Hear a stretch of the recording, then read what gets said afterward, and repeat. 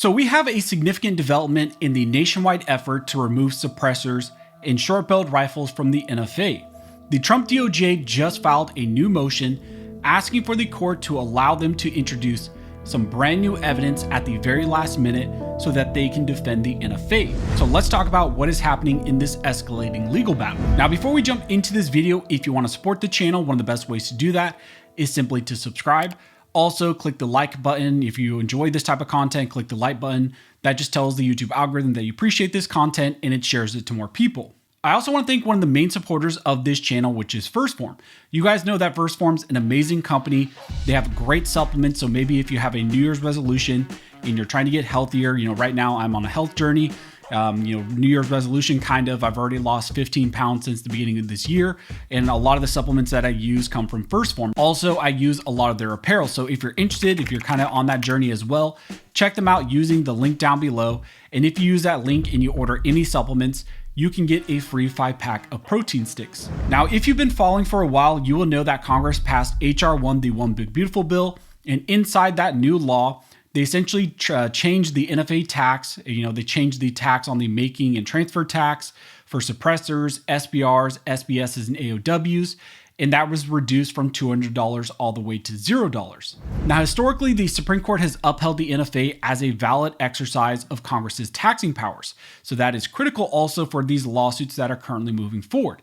The entire constitutional justification, which the Supreme Court said is permissible, rested on taxation. So now, since the tax has been eliminated, multiple Second Amendment groups have filed lawsuits, and they argue that if there is no longer a tax on these items, there is no longer a valid taxing power, and all these remaining restrictions under the NFA must be done away with. The case we're going to be talking about that is developing on this issue is called Jensen versus the ATF, and the plaintiffs are asking for the court to declare that the NFA's registration and transfer requirements for the now untaxed firearms exceeds Congress's enumerated powers. Now, in this case, both sides have moved for summary judgment.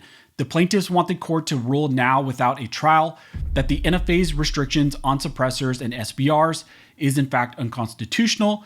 The Trump DOJ wants the court to uphold the NFA in full. And essentially in the DOJ's original brief, they made three main arguments. The first argument was that the NFA is still supported by the taxing power because the special occupational tax, or the SOT tax, on manufacturers and dealers still exists. They then argued that even if the taxing power fails, the NFA is valid under the Commerce Clause. And then finally, even if it's unconstitutional in some of its applications, the ruling cannot apply nationwide to everyone. It must be limited to just these plaintiffs. And now in this case, there is a new filing from the Trump DOJ. It is a declaration from one of the main ATF chiefs that reviews the NFA. And it's a declaration and a piece of evidence that they're trying to use to support their current position in this lawsuit. And the question is, why are they trying to do this? Well, because the plaintiffs argue that it is false for the DOJ to suggest that businesses are evading the SOT tax and that the registration system no longer meaningfully supports tax enforcement. So the DOJ is now trying to prove otherwise with this new piece of evidence. According to the new declaration of the ATF and this evidence that they're putting forward, they argue that the NFA division reviews every make and transfer application. They state that it verifies SOT status before approving applications, and they state that no firearm is registered without confirming tax compliance. And then finally, in this piece of evidence, they argue that in 2025 alone, the ATF disapproved 691 applications due to a SOT issue.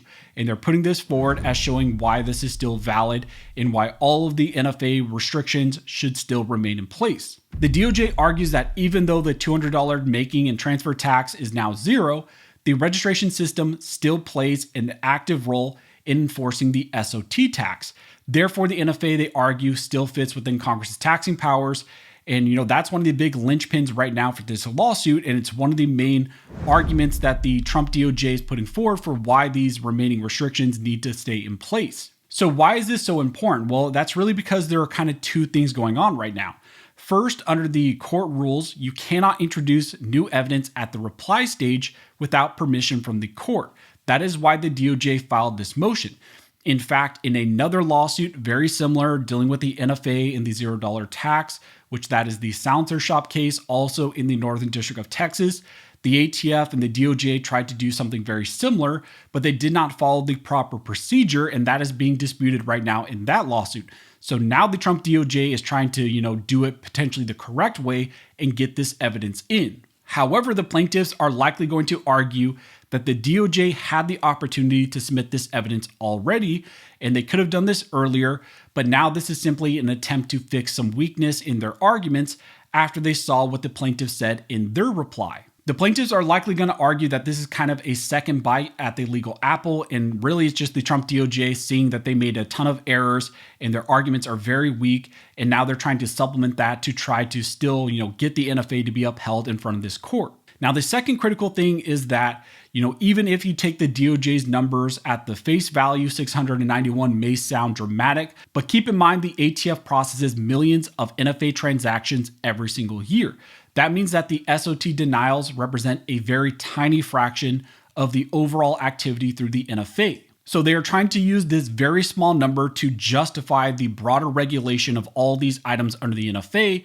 So the big question really becomes, can the registration regime for all of these, general transfers and transactions still survive under the NFA just because of the SOT aspect? So here's kind of the big picture with this case. This is no longer just about suppressors.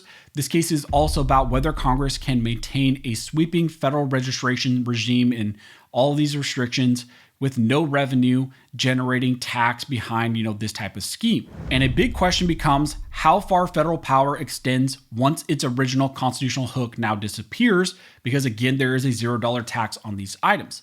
If the plaintiffs win, this could dismantle the NFA framework for suppressors and SBRs and SBSs nationwide. And if the DOJ wins, it solidifies the idea that Congress can zero out a tax, but keep the regulatory machine essentially going forever.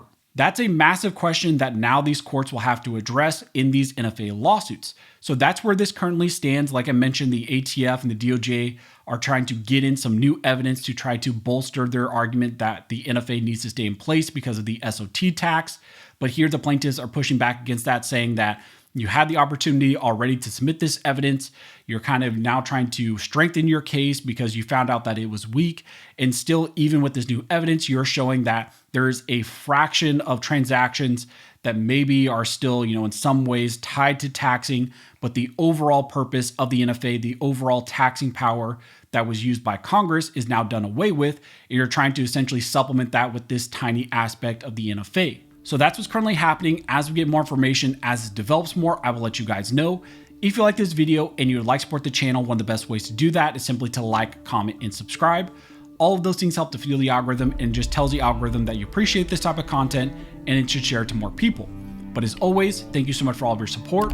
And never forget, this nation was built by armed scholars, and this nation will be maintained by armed scholars.